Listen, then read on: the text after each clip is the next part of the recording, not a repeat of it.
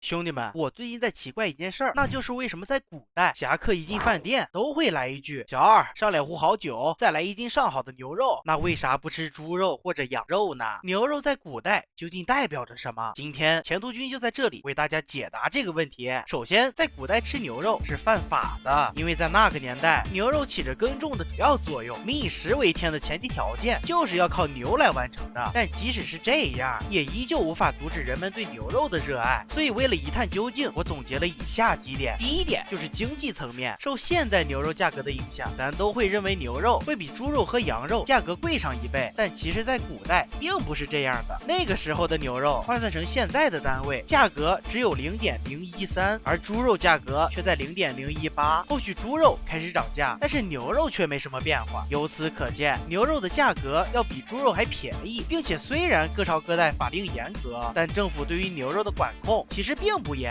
放开屠牛禁令，打开牛肉市场，一方面丰富了人民群众的菜篮子，另一方面丰满了地方政府的腰包，堪称双赢。而第二点就是身份因素。首先，熟牛肉一般切大块，大口吃肉显得相当豪迈，很符合江湖人士的身份。反而点猪肉的话会感觉掉价，点羊肉又显得娘娘腔，并且对于牛肉而言，一般都是提前做好的熟食，很快就做好，不耽误功夫，既符合侠客们火烧火燎的性格，又显得行色匆匆，不耽误办正事儿。第三点，牛肉代表的意义，其实牛肉更能代表江湖侠客的气质。大侠只有吃肉才能彰显他的血性霸气，而最简单的推论便是，在动物的世界中，吃的动物越大，越能代表自己的力量也越大。古代能吃的肉类无非就是牛、羊、猪、鸡、鸭、鹅，算在鸡鸭这类。鱼的话不靠近水就很难吃到，这些就不细分了。那么这几类肉代表了什么呢？首先，牛肉代表力量和潇洒不羁，也代表违法，只有不屑于法律的猛汉才敢吃。羊肉则代表次一级的力量，异域风情、精致、高端消费者的选择，也有一定的潇洒不羁。鸡鸭鱼肉代表普通和顺从，是良民或者小户人家的生活美食。而在肉类里，猪肉乃是最贱的，贱是因为常见，不管在什么时代，常见的东西都不会让人产生珍惜的感情。